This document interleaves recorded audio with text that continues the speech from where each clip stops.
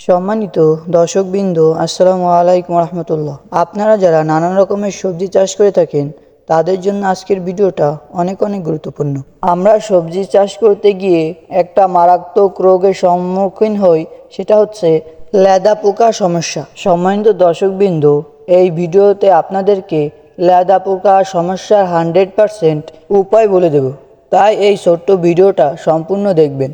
দর্শকবৃন্দ, সবজি গাছে এই লেদা পোকার সমস্যাটা কিন্তু একটা মারাত্মক সমস্যা। সবজি গাছে লেদা পোকা দেখা মাত্রই যদি আমরা পদক্ষেপ না নিই, তাহলে কিন্তু এই লেদা পোকা পরবর্তী টাইমে ভালো একটা ধকল সামলাতে হয়। এই লেদা পোকাগুলো যখন ছোটো থাকে তখন যদি আমরা কীটনাশক ব্যবহার করি, যে কোনো কীটনাশক, কম দামের কীটনাশক ও যদি ব্যবহার করি, তাহলে কিন্তু নিয়ন্ত্রণে চলে আসে। যখন এই লেদা পোকাগুলো বড় হয়ে যায়, ভালো কার্যকারী কীটনাশক যদি না দেওয়া হয়, তাহলে কিন্তু এই লেদা পোকাগুলো মরবে না। এই লেদা পোকার সমস্যাটা কিন্তু প্রত্যেকটা সবজিতেই দেখা যায়, যেমন লাউ, মিষ্টি কুমড়া, শসা, বরবটি, চিচিঙ্গা, পুঁই শাক, ঢেঁড়স, এই সকল সবজিতে কিন্তু লেদা পোকা আক্রমণ করে।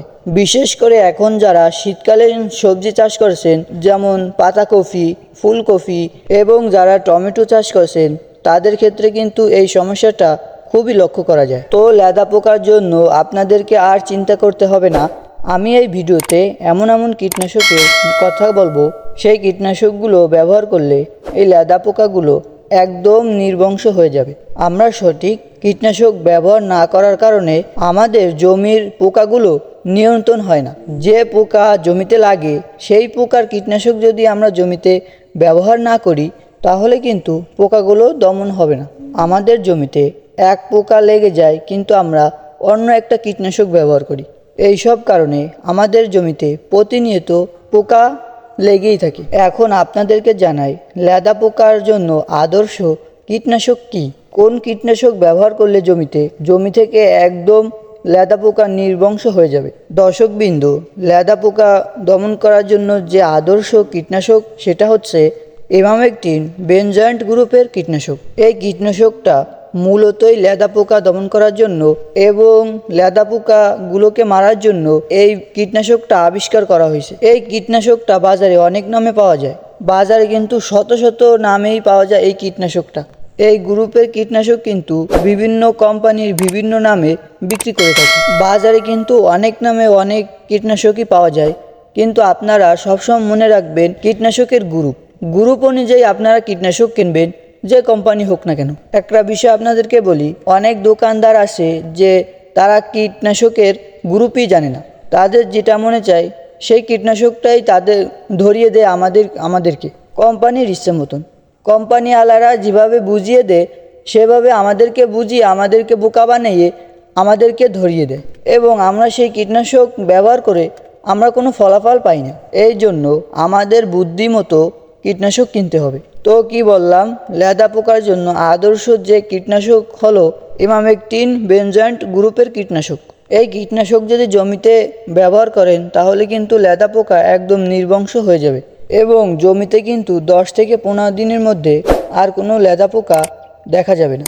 এছাড়া আপনারা ক্লোরপাইরিফস প্লাস সাইপারমেকটিন গ্রুপের কীটনাশক ব্যবহার করেন, তাহলেও কিন্তু লেদা পোকাগুলো দমন করা সম্ভব হয়। কিন্তু এই কীটনাশকটা 4 থেকে 5 দিন পর ব্যবহার করতে হয় জমিতে।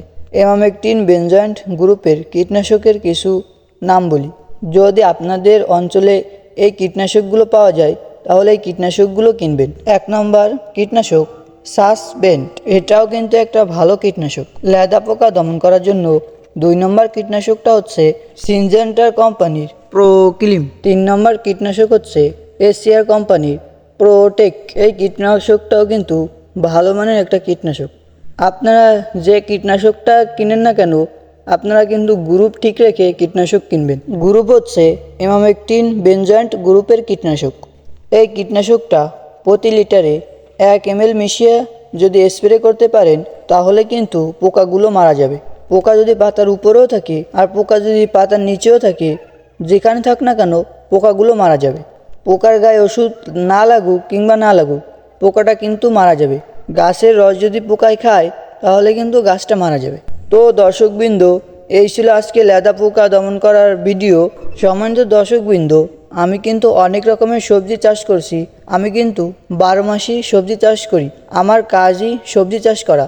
এই সবজি চাষের সুবিধা কিংবা অসুবিধা এগুলো কিন্তু এই চ্যানেলের মাধ্যমে আপনাদের মাঝে তুলে ধরি ভিডিও আকারে। আমি কিন্তু এই চ্যানেলে প্রত্যেকদিন একটা কৃষি বিষয়ক ভিডিও আপলোড করে থাকি। ভিডিওগুলি পাওয়ার জন্য চ্যানেলটি সাবস্ক্রাইব করে রাখবেন। সবাই সুস্থ থাকেন, ভালো থাকেন।